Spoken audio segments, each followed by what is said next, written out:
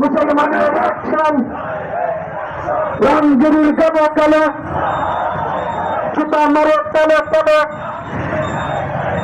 হিন্দুকে দেখলাম না এই বিষয়টা নিয়ে তারা প্রতিবাদ করছে, কিন্তু আমরা আমাদের দিক থেকে প্রতিবাদ করতেছি কিনা করতেছি, অবশ্যই প্রতিবাদ করতেছি। এমনকি যখন 5ই আগস্টের পর আমরা তাদের এমনও দেখা গেছে যে তাদের মন্দিরগুলো আমরা পাহারা দিয়েছি, তাই নাই? অনেকে দেওয়া দিছে, কিন্তু দেখেন আজকে যখন আমাদের কলিজার মধ্যে আঘাত হচ্ছে তাদের কোনো কথা আপনারা পাচ্ছেন না। তো আমাদের কলিজার যখন আঘাত হচ্ছে এর প্রতিবাদ যে প্রতিরোধ গড়ে তোলা দরকার, আমাদের তুলতে হবে।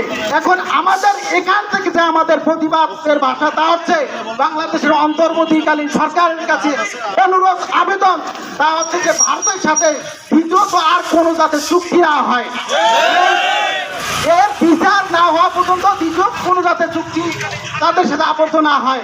দেখা গেল যে টন ইলিশ পাঠাবে, পাঠান কোনো সমস্যা নাই, কিন্তু ইয়ার পর আর কোনো নতুন করে সুযোগ সুবিধা দিবেন এ আশা আমরা রাখতে পারি না।